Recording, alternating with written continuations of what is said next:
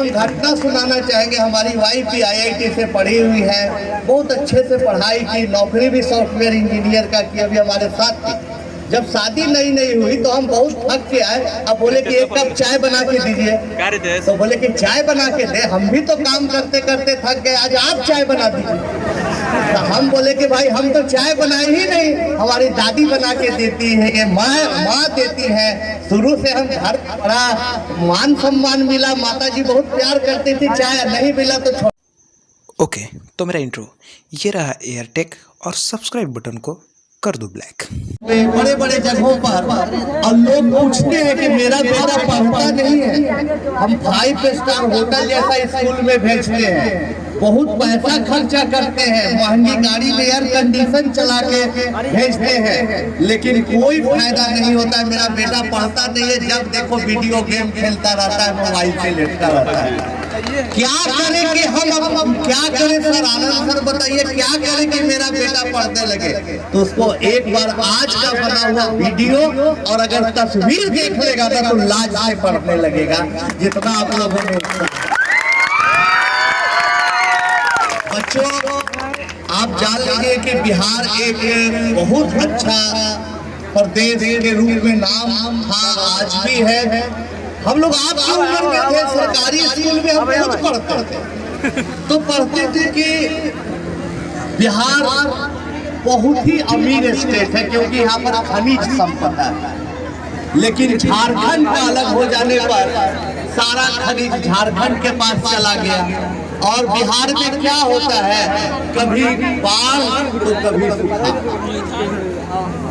यहाँ का सबसे बड़ा उद्योग धंधा, सबसे बड़ा आमदनी का जरिया, सबसे बड़ी उम्मीद जो है वो शिक्षा है। तो यहाँ लोग बैठ के पढ़ के आज इतिहास बनाए हैं। और कितने स्टेट में आप जा जाइए, वहाँ पर बड़े बड़े IAS ऑफिसर, IPS ऑफिसर आपके बिहार के हैं, और इसी तरह से संघर्ष करके आए। इसलिए बच्चों, कभी आप उम्मीद मत हारिएगा।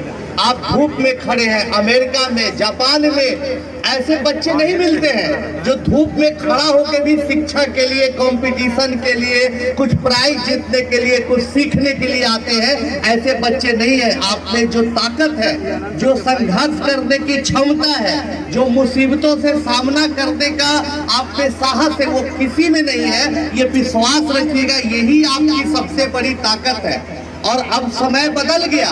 पहले क्या था कि अमीर आदमी था वही पढ़ता था, शिक्षा बड़े बड़े अमीरों के चौखट की गुलाम बन गई थी। जिसके पास पैसा था वो आगे बढ़ता था। बाद में क्या हुआ कि पैसे वाले अपना प्राइवेट स्कूल में बच्चों को भेजने लगे, इंग्लिश मीडियम के बड़े बड़े स्कूल में भेजने लगे। लेकिन बच्चों, एक बात याद रखिएगा हमेशा कि अब शिक्षा धीरे धीरे धीरे धीरे जन जन तक पहुंच गई है। और हमारे जैसा आदमी जो गरीबी से लड़ते हुए, सड़क पर पापड़ बेचते हुए भी आगे बढ़ा, एक इसी तरह के सरकारी स्कूल से ही 10वां तक की पढ़ाई की है। हमने कोई प्राइवेट स्कूल में नहीं पढ़ाई की, कहीं हाई फाई में नहीं गए। एक किताब से पढ़ते थे, BTPC की, नहीं समझ में आती थी।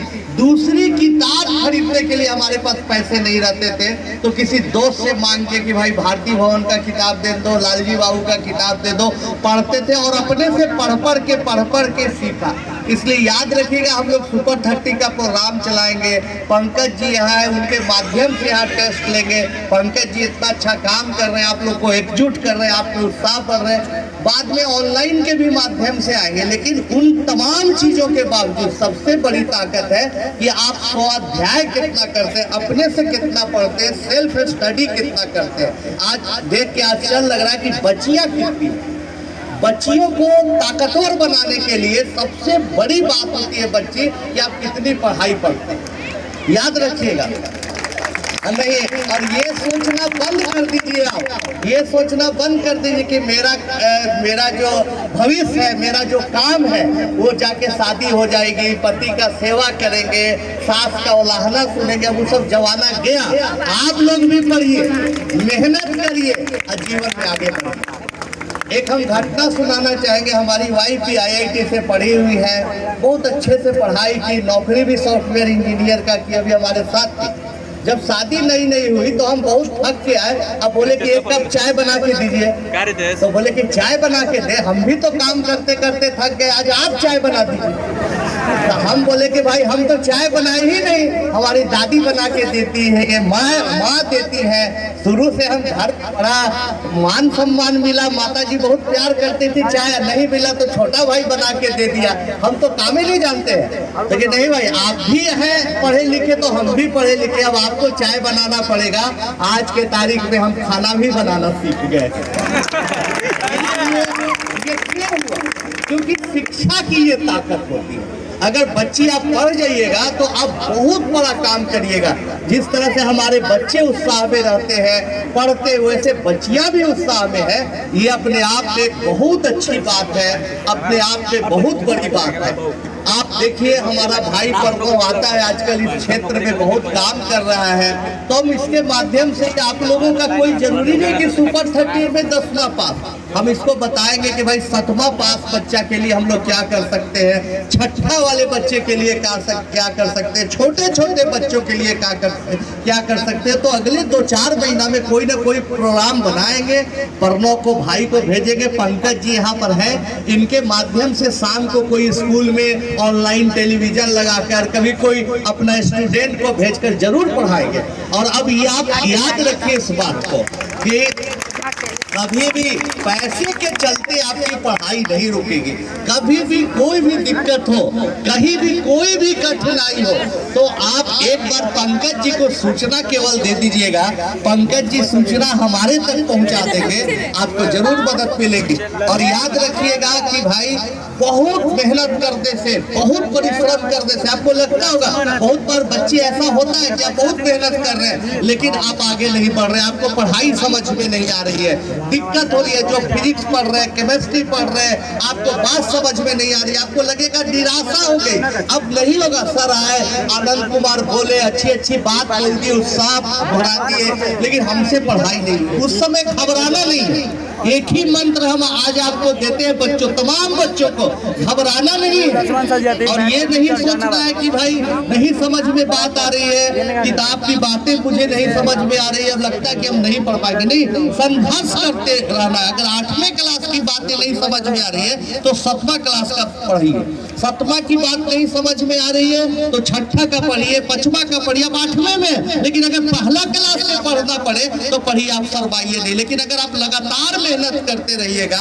लगातार परिश्रम करते रहिएगा तो सफलता आपको जरूर मिलेगी। और मेरा विश्वास है, इतने साल का अनुभव है कि जो बच्चा बच्ची इतना धूप में, और आश्चर्य की बात है जब रहमान साहब को बोले कि उनकी माता जी आई हुई है, कई माता जी आई हुई थी, बहुत बड़ा पॉजिटिव साइन है कि अब बहुत समय बदल गया।